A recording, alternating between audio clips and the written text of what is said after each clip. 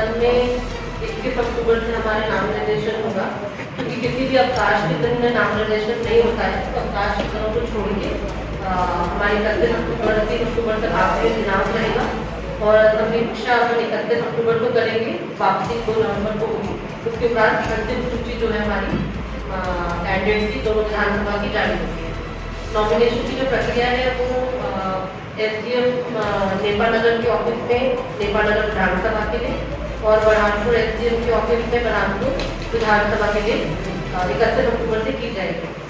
Nomination के संबंध में जो निर्देश होते हैं, जो नियम होते हैं कि 100 मीटर की पर्ची है, जब भी कोई नॉमिनेशन फाइल करने जाता है तो 3 वाहन अलाउड नहीं होते हैं और जो मिनिमम संख्या होती है कि 1+4 लोग अंदर आ सकते हैं, वो उसका पालन किया जाएगा। सीसीटीवी कैमरे के नजर में पूरा नॉमिनेशन की प्रक्रिया रहेगी।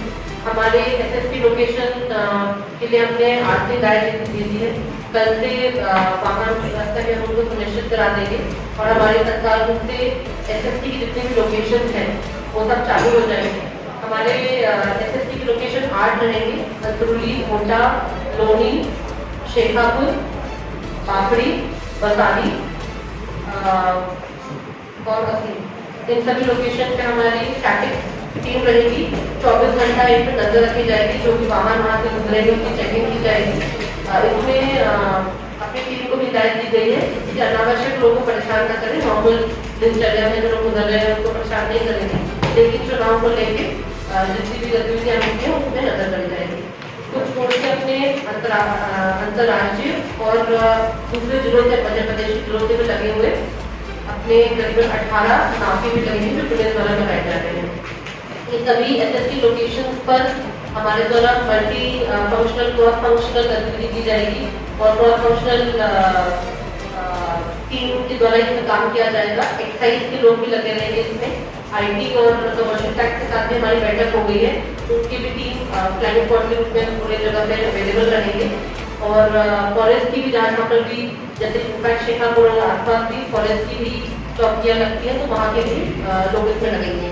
जैनाबाद में भी फॉरेस्ट की चौकी, वहाँ पे अपनी SSP लोकेशन है, वहाँ पे भी फॉरेस्ट की टीम हमारे साथ लगेगी। चुनाव का दिवस मध्य प्रदेश के लिए बरहानपुर के लिए 17 नवंबर है। 17 नवंबर को चुनाव होने के लिए 16 नवंबर को हम सामग्री वितरण करेंगे। हमारी कोई भी मतदान केंद्र ऐसा नहीं है जिसमें 2 दिन पहले रवाना करना पड़ता है, सभी में 1 दिन पहले ही रवाना करना पड़ता है। तो 16 तारीख को सुबह 6 बजे से हम लोगों को बुलाएंगे और उनको सामग्री वितरण करके रवाना करेंगे। इस बार जो सामग्री वितरण और प्राप्ति का केंद्र रहेगा वो हमारा डायरेक्ट का परिसर रहेगा, जो बरहानपुर का नया डायरेक्ट निर्माण हुआ है। वहीं पर हमारा वहीं पर हमारा जो है विधानसभा का कंट्रोल रूम भी रहेगा। नॉमिनेशन के आखिरी दिन के आसपास हमारी EVM की रैंडमाइजेशन हो जाती है। रैंडमाइजेशन के उपरांत विधानसभा वाइज अपनी मशीनें तय हो जाती हैं। तो जैसी मशीनें तय होती है विधानसभा वाइज, उसको यहाँ से जो हमारा डेरा हाउस है, सेंट्रल डेरा हाउस है कलेक्ट्रेट के पास है, वहाँ से उसको हम लेकर डायरेक्ट में शिफ्ट करेंगे। हमारे डायरेक्ट के स्ट्रॉन्ग रूम अभी तैयार हो गए हैं। 4 प्रकार के आपके EVM वेयर हाउसेज रहते हैं ABCD, जिसमें C और D वो मशीनें रहती हैं जो पोल के दौरान जिसमें पोल नहीं गिरता है, या तो रिजर्व मशीनें रहती हैं या जो पोल होने से पहले मॉक पोल में बची हुई मशीनें रहती हैं। तो C और D का भी जो स्ट्रॉन्ग रूम रहेगा वो भी हमारा डायरेक्ट में ही बालक छात्रावास जो है, बालक छात्रावास में, बालिका छात्रावास में वहाँ पर रखा जाएगा। ये सारी मशीनें काउंटिंग तक वहीं पर रहेगी। काउंटिंग भी हमारी डायरेक्ट के परिसर में होगी। काउंटिंग का दिनांक 3 दिसंबर है।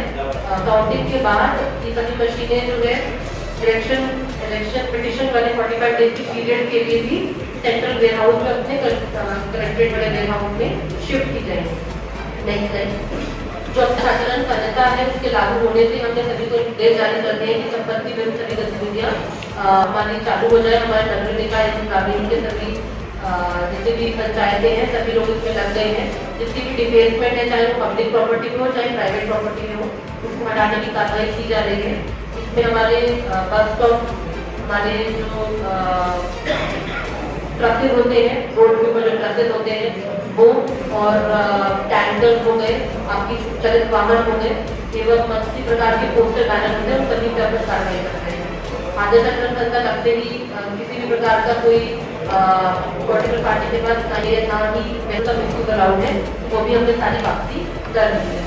नेक्स्ट एक मीडिया कंट्रोल मीडिया मॉनिटरिंग जो चल रहता है पंचायत के अंदर क्या किया किसी प्रकार का मैनेजमेंट होगा तो आपसे संबंधित है, चाहे चैनल पे हो, रेडियो पे हो, चाहे बाहर हो, वो पहले सर्टिफिकेट जो है कमेटी से ये सर्टिफिकेशन को प्राप्त करते हैं। जो तरह बैनर्स भी छपे जाएंगे उसमें बैकअप कर दी है उसमें समय कितनी संख्या में वो छप रहे हैं और किसके द्वारा छापा गया है ये लिखना अनिवार्य है। इसके संबंध में हम लोग को लिखित में पूछना चाहिए। हमारे जिले में हमने सेक्शन 144 लागू की है जिसमें किसी प्रकार की रैली वगैरह बिना अनुमति नहीं दी जाएगी। अनुमति को सरल करने के लिए हमने 2 सुविधा केंद्र चालू किए हैं। एक एसडीएम बलरामपुर के कार्यालय में होगी और एक एसडीएम नेपालनगर कार्यालय में रहेंगे। ये सिंगल विंडो सुविधा केंद्र के रूप में काम करेंगे।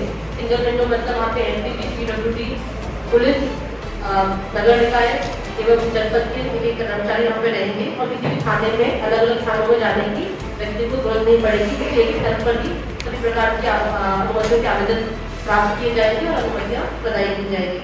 पॉलिटिकल पार्टी के संबंध में अगर कोई रैली की कोई अनुमति आती है तो हम कोशिश करेंगे उनके लिए उसकी अनुमति जारी करें और अगर नहीं कर पाते तो लेकिन निश्चित अनुमतियाँ भी और अन्य तरह की अनुमतियाँ बनी की जाएगी। 144 के संबंध में नॉमिनेशन के तो मैंने आपको बताया दिया कि कॉमिटी की परिधि में हम अलाउ नहीं करते हैं।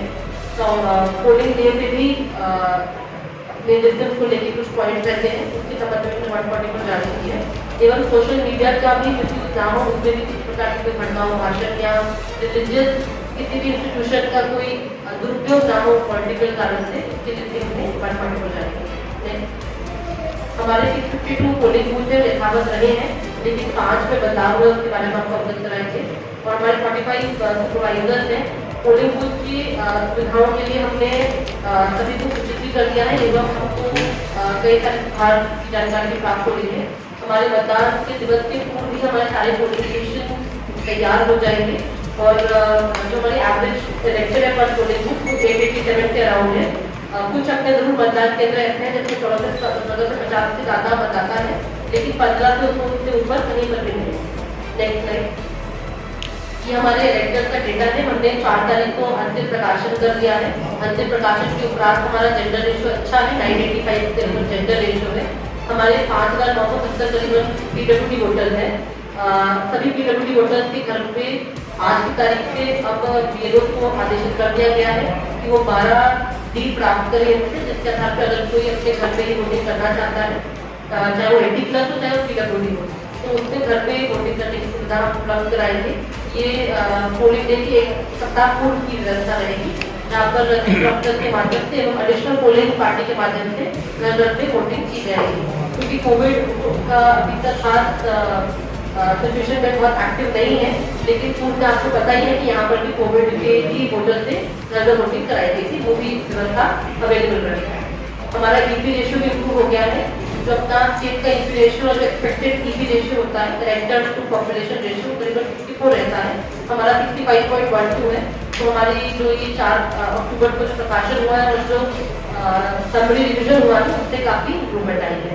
नेक्स्ट स्लाइड टोटल अपने 5.88 लाख वोटर्स हैं। जो पोलिंग स्टेशन की हमने अपने सेक्टर ऑफिसर्स के माध्यम से और आरओ के माध्यम से पूरे क्षेत्र में करीबन 3 बार उनको भ्रमण कराया था। भ्रमण कराने के बाद हमने वल्नरेबिलिटी मैपिंग दी है। उसके उपरांत हमारे जिले में प्राप्त हुआ है करीबन 126 अपने क्रिटिकल पोलिंग स्टेशन रहेंगे जहाँ पर हाफ स्टेशन पीएपीएस डिप्लॉय किया जाएगा। हमारे 25 ऐसे पोलिंग स्टेशन है जो शैडो एरिया में है जहाँ पे पोलिंग स्टेशन के अंदर नेटवर्क नहीं आता है। वहाँ पर रिपीटर्स के माध्यम से हम उससे संपर्क बनाएंगे और रनर्स की व्यवस्था करेंगे। इन सभी 25 पोलिंग स्टेशन पे हम सीसीटीवी के माध्यम से नजर रखेंगे। टोटल अपने जिले में 326 वेबकास्टिंग की जाएगी।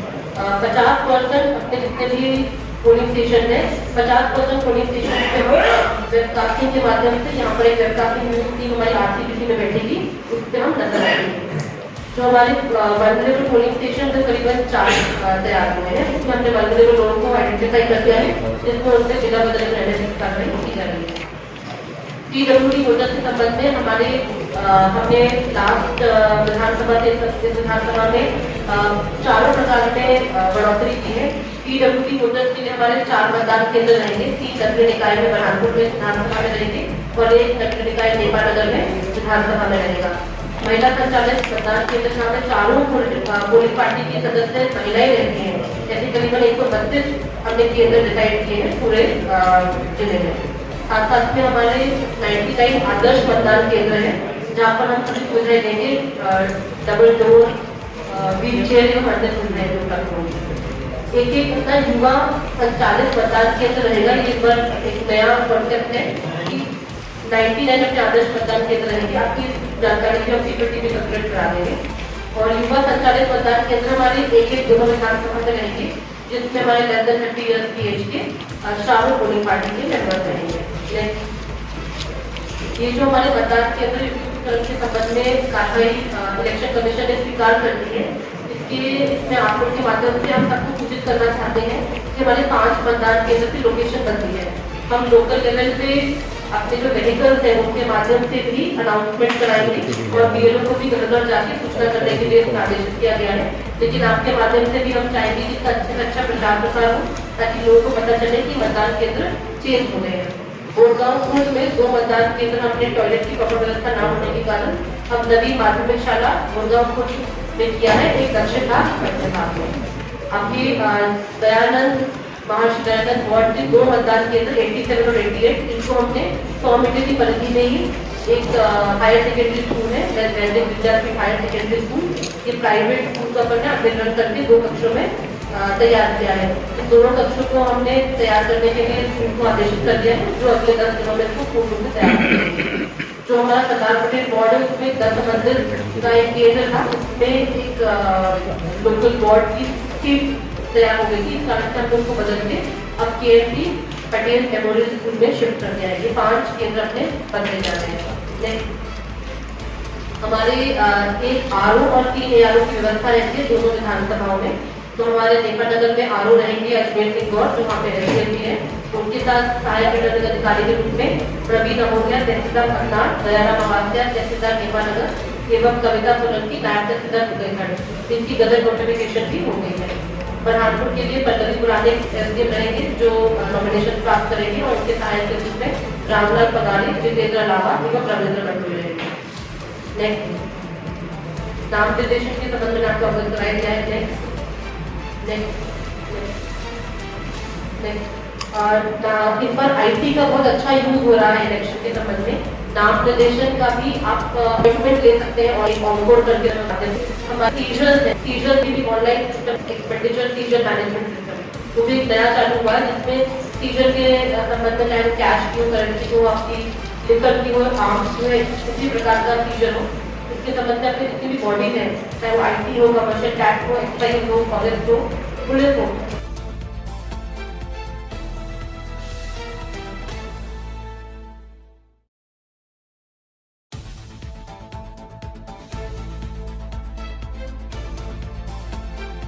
वीडियो रिकॉर्डिंग टीम है दोनों विधानसभाओं में और एक वीडियो अवलोकन दल भी है। निर्वाचन व्यय लेखा का भी एक दल हमने उपलब्ध कराया है।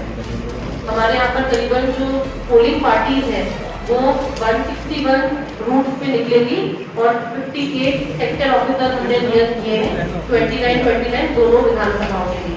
ये सेक्टर ऑफिसर्स की ट्रेनिंग और इनकी 3 बार की विजिट हो रही है। मीडिया सर्टिफिकेशन एवं मॉनिटरिंग कमेटी के बारे में आपको अवगत कराया गया है और राजनीतिक विज्ञापनों के बारे में आपको अवगत कराया गया है। नेक्स्ट पेड न्यूज, अगर कोई किसी भी अखबार में कोई प्रकाशन करना चाहता है और उसके लिए उसने राशि दी है तो उसके नीचे एडवर्टीजमेंट करके लिखा जाता है, और अगर ऐसा नहीं लिखा जाता उसके उपरांत भी कोई न्यूज पब्लिश होती है तो पेड न्यूज की कैटेगरी में आएगी, जो संबंधित कैंडिडेट के खाते में भी जुड़ेगी और जो अपराध की श्रेणी करता है। नेक्स्ट शिकायत करना, हमारे 3 से 4 प्रकार की शिकायत प्राप्त होगी। एक अपना NGRS पोर्टल है, वहाँ से भी कोई शिकायत कर सकता है। C-विजिल पोर्टल है, वहाँ से भी शिकायत कर सकता है। 1950 में हमें 24 आवर्स अपने ऑपरेटर बिठाए हुए हैं, कोई 1950 के माध्यम से भी शिकायत कर सकता है और निरासन शाखा में भी आके शिकायत कर सकते हैं। हमारा एक विभाग भी है 242025, ये भी हमने 24 आवर्स एक्टिव करने के लिए चालू किया है। ये लैंडलाइन भी कोई कॉल करके शिकायत कर सकता है। नेक्स्ट स्वीप गतिविधियों के लिए अपने काफी तैयारी की है। हमारे बैच भी जो किए हैं, बैच होते हैं आपके बूथ लेवल अवेयरनेस ग्रुप जो हमारे यहाँ मतदान केंद्र में है, जिसमें कई तरह शासकीय कर्मचारी रहते हैं। हमने कैंपस पैरेलल भी शिफ्ट किए हैं, करीब 40 है संख्या में, और हमारे पास इलेक्ट्रल लिटरेसी क्लब भी है। स्वीप के बारे में एक बार कुछ क्या पता जानते हैं क्या करें? यस, स्वीप के संबंध में पिछले 2 महीने से गतिविधियां हम स्कूल और कॉलेज लेवल पर कर ही रहे हैं, पर आगामी जो हमारे पास 1 महीने का समय रहेगा, उस आप इसे करना भी देख सकते हैं। आज सेशन हो जाए के माध्यम से एक लॉन्च थिएटर माध्यम हम करेंगे, जो हमारा चुनाव आयोग से डेट आ गई है, चुनाव त्योहार का आगाज हो चुका है। इसके अलावा एक छोटा सा दूसरा नाम को तय किया जाएगा। इसमें चुनाव आयोग के निर्देशानुसार कुछ ऐसे हमारे बूथ हैं, कुछ ऐसे मतदान केंद्र हैं जिनमें पिछली बार सबसे कम मतदान हुआ था। तो दोनों ही हमारे जो विधानसभा क्षेत्र है उसमें ऐसे बॉटम 50 केंद्र हमने आइडेंटिफाई कर लिए हैं, और आगामी महीने में उन पर्टिकुलर केंद्रों पर भी एक्टिविटीज की जाएंगी। पिछले दिन हमने कैंपस एम्बेसडर्स के साथ बैठक की। कैंपस एम्बेसडर्स को हमने अलग अलग कैटेगरी के वोटर्स को एंगेज करने के लिए भी प्रेरित किया है। इसमें हम मुख्यतः women voters, PWD voters, senior citizen voter और इस प्रकार दिव्यांग वोटर्स, इन सभी को एंगेज करने के लिए स्पेसिफिकेशन हमारा एक मैस्कॉट भी है जो केला ही है, क्योंकि बुरहानपुर में केला अधिक संख्या में पाया जाता है और बुरहानपुर की पहचान भी है। तो आपने देखा होगा कलेक्ट्रेट के बाहर केला काफी दिनों से खड़ा हुआ है, और वो जो है स्वीप का वो लेकर खड़ा हो गया है, और ये स्टोव भी तैयार कर रहे हैं जो केले के रूप में कॉस्ट्यूम है। बुरहानपुर नगरी क्षेत्र में घूमेंगे, और नवरात्रों के अभी आने वाले नवरात्रों के पंडालों को भी हम केटर करेंगे, वहाँ पर भी स्वीप की गतिविधि करेंगे, गरबा की भी एक्टिविटीज में। और एक बालाजी का अपना रथ निकलता है, जहाँ जहाँ पे भी ऐसे त्योहार हो गया, लोग इकट्ठा हो गया, दशहरा होगा, उन सब में भी हम स्वीप की गतिविधियां करेंगे। हमारे 3 आइकन भी है, एक हमारे डिस्ट्रिक्ट आइकन है जिनके माध्यम से हमने वीडियो रिकॉर्डिंग भी सर्कुलेट की है, साथ साथ हमारे स्वीप आइकन भी है। ये हमारे महेंद्र जैन है जो सामाजिक कार्यकर्ता है। एक PWD आइकॉन भी हमारे यहाँ धर्मेंद्र भंडारी जी जो पहले से भी आइकॉन न्यूज में रहे हैं, और एक थर्ड जेंडर आइकॉन है सुश्री जोया खान, इनके माध्यम से भी स्वीप गतिविधि की जाएगी। नेक्स्ट, ये बहुत सारे धाराएं और एक्ट है, हम चाहेंगे एक बार लेडीज आप इस सभी PPT को एक बार ग्रुप में शेयर कर देंगे, आशा आप भी शेयर कर देना, ताकि जो धाराओं के ऊपर दांडी कार्रवाई करेंगे उसके बारे में आपको पूरी से अवगत करा सकें। ये सभी सेक्शन RP एक्ट के एवं IPC के हमारे यूज होते हैं पूरे इलेक्शन प्रोसेस में, और इसके संबंध में हमने अपने टीम को ट्रेनिंग भी दे दी है। नेक्स्ट, आप लोग कोई प्रश्न हो तो आप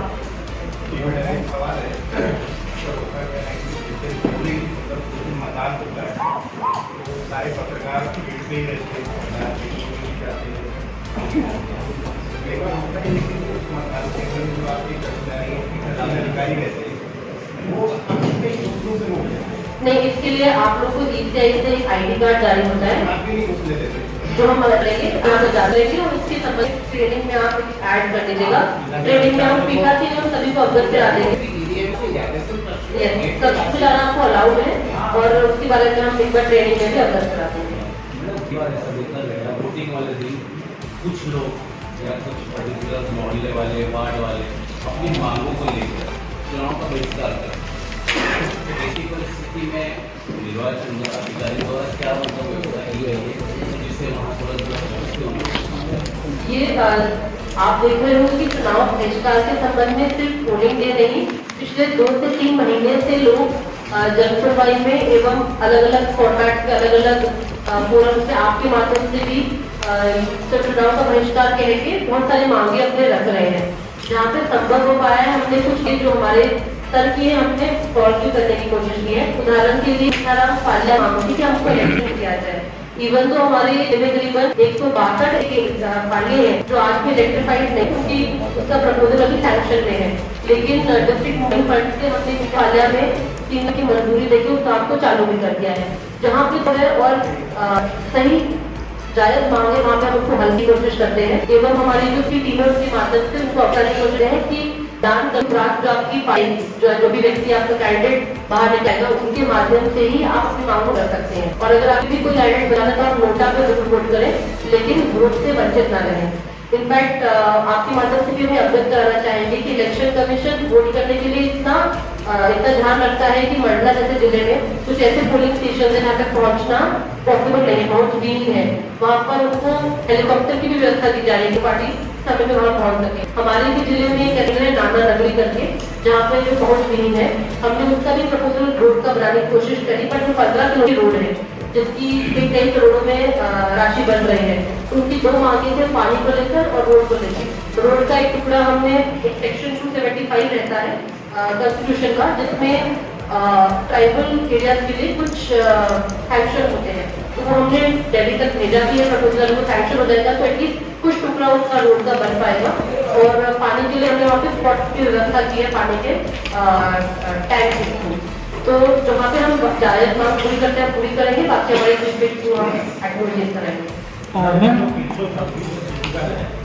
और 26 के लगभग में जो 13-25 मतदान, यहाँ पर क्या सुविधा रहेगी सुरक्षा की दृष्टि से? और 126 जो क्रिटिकल, जैसे मैंने आपको बताया था, आधा सेक्शन CAPF में रहता है। हमारे पूरे जिले में करीबन 10 सेक्शन CAPF लगेगा और उनके लिए भी हमने उनकी रिपोर्ट की व्यवस्था करी है। एक फोर्स डिप्लॉयमेंट प्लान भी रहता है जो एसपी साहब के माध्यम से संचालित किया जाता है और हम वहाँ पे एडिशनल फोर्स रखी जाएगी। सारे क्रिटिकल मतदान केंद्र अगर वो शैडो एरिया में नहीं आते हैं तो वहाँ पे बातचीत की जाएगी और जो क्रिटिकल मतदान केंद्र जहाँ पर परिसर में मल्टीपल मतदान केंद्र, वहाँ पर एक फोकल की व्यवस्था की जाएगी। जो वल्नरेबल मतदान केंद्र है वहाँ पर एडिशनल इन दोनों को छोड़ के वीडियोग्राफर भी रहेगा। तो अगर हम वल्नरेबल मतदान केंद्र की बात करें तो वहाँ पर वीडियोग्राफर भी है, वहाँ पर वेबकास्टिंग भी हो रही है, वहाँ पर माइक्रो ऑब्जर्वर भी है। ये एडिशनल हमने व्यवस्था की है। और ऐसे एरिया जहाँ पे शैडो एरिया है क्योंकि वहाँ पे कास्टिंग नहीं हो सकती तो वहाँ पे हम CCTV लगाएंगे। एक रनर होगा जो बाहर किसी पहाड़ी में ऐसी जगह पे होगा जहाँ से नेटवर्क आ सकता है, वो कॉन्टैक्ट में रहेगा, वहाँ पे रिपीटर्स लगाए जाएंगे और लोकल लेवल पे सेट के थ्रू बात करेंगे। मतदान का दिन होता है उसमें बहुत सारी जगह से आके EVM में चालू नहीं हो पाए, अगर में खराब हो तो रिप्लेस करने के अपने क्या जब हमने अपने सेक्टर्स का निर्धारण किया था और पिछली बार की व्यवस्था देखी थी तो हमने करीबन 50 सेक्टर से शुरुआत की थी, पर 2 बार हमारी सेक्टर ऑफिस से बेटर हो गई है। लोगों ने हमको रूट और सेक्टर बदलने के लिए सुझाव भी दिए हैं और उसको स्वीकार करके हम 58 सेक्टर तक पहुंचे हैं। तो कई ऐसी जगह जैसे जम्मू पानी हो गया जहाँ तक पहुँचने में 1 घंटा लगता है, तो हमने जम्मू पानी के लिए सिंगल ग्राम पंचायत के मतदान केंद्र के लिए 1 सेक्टर ऑफिसर किया है। नाना नगरी के लिए उनकी पहुंचना दूर है, वहाँ पर तो 1 ही सेक्टर ऑफिसर है, 1 मतदान केंद्र 1 सेक्टर ऑफिसर, ताकि रिप्लेसमेंट की प्रॉब्लम ना रहे। आज की तारीख से हमारा कोई भी ऐसा सेक्टर नहीं है जहाँ पर विभिन्न द सेक्टर घूमने में 2 या 2.5 घंटे ज्यादा टाइम लगे। तो सेक्टर ऑफिसर को हम रिजर्व मशीनें देंगे और रिजर्व मशीन वहीं पे वो मॉक पोल के दौरान खराब होती है या एवं पोल के दौरान भी अगर प्रॉब्लम आती है तो वो रिप्लेस करेंगे। मैम ग्रामीण क्षेत्रों से जैसे मतदान केंद्र 132 हमारे महिला मतदान केंद्र जहाँ महिलाएं और सुरक्षा कर्मी भी क्या महिलाएं नहीं चाहिए? हम कोशिश बिल्कुल करते हैं वहाँ पर की सुरक्षा कर्मी ज्यादा संख्या में महिलाएं ही लगाए, लेकिन कभी कभी फोर्स डिप्लॉयमेंट की वजह से महिलाओं की संख्या कम पड़ जाती है तो फिर हम वहाँ पे पुरुष भी लगाते हैं। लेकिन खासकर बुरहानपुर में नेपानगर में हमने कोशिश की है कि केंद्र ऐसे ही हो जो या तो शहर में हो या शहर से लगे हुए आसपास जैनाबाद नेबुला से बाहर ना जाए, ताकि महिला जो है रुकने में और पहुँचने में उनको असुविधा ना हो और हमारी नजर से अच्छी जहाँ पर वेबकास्टिंग भी हो सके ताकि अपन रेगुलरली उस पर नजर रखें। मैम ग्रामीण क्षेत्रों से कई मजदूर पलायन हो चुके हैं, क्या ग्रामीण क्षेत्रों से कई मजदूर मजदूरी के लिए बाहर जा चुके, महाराष्ट्र गुजरात वगैरह जा चुके हैं और आधे जगह गाँव भी खाली हो चुके हैं, इसके लिए क्या व्यवस्था की जाएगी? अभी हमारा जो 2-8-23 से लेकर 4-10-23 तक का जो पूरा समरी रिविजन रहा था उसमें भी हमारे कई फॉर्म 8 का निराकरण हुआ है। टोटल हमारे घटाते और ऐड करते हुए 24,000 लोग पड़े हैं, लेकिन बहुत सारे लोग हमारे शिफ्टेड भी हुए हैं। तो हो सकता है किसी विधानसभा शिफ्ट हो सकता है हमारे जिले से शिफ्ट होकर बाहर चले गए हो। अभी भी 2 दिन पहले जो मैंने PRO से मीटिंग ली है उसमें भी हमने उनको अवगत कराया है कि आपको फॉर्म 8 आप अभी भी ले सकते थे। हमारे नॉमिनेशन के 10 दिन पहले तक अपन फॉर्म 7 और 8 का निराकरण कर सकते हैं। आज भी ऐसी कोई स्थिति उत्पन्न होती है, कोई संज्ञान में आता है तो हम इस पर कार्रवाई करेंगे। मैम कई ग्रामीण क्षेत्रों में आज भी नेटवर्क नहीं मिल पाता, वहाँ कैसे स्थिति रहेगी? जैसे मैंने अभी मंत्री भी बताया है, आपके जहाँ पर भी क्या कहते हैं नेटवर्क नहीं है, चाहे वो मतदान केंद्र के अंदर हो या सेक्टर में हो, वहाँ पे रिपीटर से काम करेंगे। बताइए। मतदान केंद्र है वहाँ से जो पोलिंग एजेंट जिनसे जो बैठे रहते बाहर जो चिट्ठियाँ वगैरह फाड़ के देते हैं, हेल्प करने वाले जो पुलिस अपने जो राजनीतिक पार्टियां बिठाती है, तो पिछली बार देखा ही कई केंद्र ऐसे थे जहाँ पे 10-15 कदम की दूरी पर उनको बिठा दिया गया था। नहीं, सही बात है। और जो आंगनबाड़ी कार्यकर्ता है, जो सहायिका है, वो भी मतदान केंद्र के दरवाजे के पास से बैठी हुई है पिछली बार। इसमें हमने बीएलओ से सूचित भी किया है और हमारे सेक्टर ऑफिसर से हम उसको इम्प्लीमेंट भी करेंगे। जो हमारे मल्टीपल बूथ वाले रहते हैं, जहाँ पर एक ही परिसर में 2 या 2 से अधिक बूथ है, ऐसे पोलिंग स्टेशन लोकेशन में हमको एक वोटर असिस्टेंस बूथ बनाना होता है, जिसके लिए हमने सबको निर्देशित किया है। वोटर असिस्टेंस बूथ का मतलब ये है कि एक उस परिसर में एक जगह पे सारे हमारे बीएलओ बैठे और वहाँ पर वो सारे मतदाता सूची लेकर बैठे, क्योंकि व्यक्ति को ये नहीं पता होता कि परिसर में जो 4 मतदान केंद्र दिख रहे हैं उसमें मुझे किसी मतदान केंद्र पे जाना है। तो उसके लिए एक ही जगह पे आपको हमारा वोटर सिस्टम बूथ रहेगा, वहाँ पर बीएलओ सारे मतदाता सूची लेके बैठेंगे। किसी को अगर जानना है कि कौन सा वाला मतदान केंद्र मेरा है या मेरा नाम इन 4 से किस मतदान केंद्र में है, तो दोनों के लिए वो अवगत कराएंगे। और जब हम परिसर में एक जगह नियुक्त कर देंगे तो जो आपको अपना मतदान केंद्र के बाहर बैठे हुए हैं वो स्थिति उत्पन्न नहीं होगी। एवं सेक्टर ऑफिस के माध्यम से हम ये इंश्योर करेंगे कि पोलिंग जो अपना ऑफिसर है, जो प्रिसाइडिंग ऑफिसर है, वो ये सुनिश्चित करे कि जो आपका पॉलिटिकल पार्टी के लिए जो निर्धारित दूरी है, उसी दूरी के बियॉन्ड ही हमारे पोलिंग पार्टी अपने एजेंट करना है। अभी वर्तमान में कितनी दूरी पर है? 200 मीटर का जो रहता है उसपे 4 तरह के साइनेजेस रहते हैं। एक साइनेज ये रहता है कि जो हम लगाते हैं मतदान केंद्र पे कि इस मतदान केंद्र का एरिया कौन सा है, दूसरा कि इसमें कितने मतदाता है, और तीसरा कि आपका कितनी दूरी पे वो बैठ सकता है। 200 मीटर की भी उसको मार्किंग करनी होती है कि इससे दूरी के बियॉन्ड ही आप बैठ सकते हैं। सामने आई थी चुनाव में भी कई लोगों के वोटर लिस्ट का नाम कट गया, तो उस दिन पता चलता था कई लोगों को, तो उस परिस्थिति में क्या ऑप्शन है? तो वोट डाल नहीं पाते, अब क्या हो? ये हमने 4 तारीख को प्रकाशन भी किया था अपने मतदाता सूची का। आज भी अगर कोई चाहे तो बीएलओ के पास जाके संपर्क कर सकता है, कोई कॉपी भी प्राप्त कर सकता है। ऑनलाइन भी आपको देखने का ऑप्शन अवेलेबल होता है, जिसमें आप देख सकते हैं कि आपका नाम मतदाता सूची में जुड़ा है कि नहीं जुड़ा है, और अगर नहीं जुड़ा है तो नॉमिनेशन डे के लास्ट दिन तक हम अपना नाम जोड़ सकते हैं। आज भी अगर आपको लगता है आपका नाम कट गया है तो फॉर्म 6 भरे हुए हैं। आप लोग के माध्यम से हम चाहेंगे ये अपील भी हम लोग को करें कि आप अपना चेक करें कि आपका नाम मतदाता सूची में है कि नहीं, और आज भी अगर मौका है, करीबन बस 20 दिन है, हम चाहे तो अपना नाम जुड़वा सकते हैं। और किसी कोई प्रश्न हो? त्योहार का सीजन है और कई सारे जो प्रत्याशी है भीड़ भाड़ वाले इलाकों में जाएंगे तो उन पर किस तरह से वॉच करेंगे प्रशासन? जो हमारा नॉमिनेशन का पहला दिवस होता है उसके एक दिन पूर्व जो है हमारे कैंडिडेट अपना एक नया खाता खुलवाते हैं। उस दिन से हम उनका इलेक्शन मॉनिटरिंग एक्सपेंडिचर की मॉनिटरिंग चालू कर देते हैं। उनपे घर घर संपर्क करने पर कोई प्रतिबंध नहीं है, लेकिन अगर किसी सभा में वो शामिल होते हैं या कोई स्टेज होता है उसमें वो खड़े हो जाते हैं स्टेज पर, तो उनकी उस सभा की एक्सपेंडिचर का खर्चा उनके खाते में जुड़ जाता है। हमारी जो एसएससी की टीम है, हमारी जो बीएससी की टीम है, जो वीडियो निगरानी से पूरी सभा को कैप्चर करेगी, जहाँ जहाँ वो जाएगी उसको कैप्चर करेगी, वो इस पर नजर रखेगी और एक्सपेंडिचर की काउंटिंग करेगी।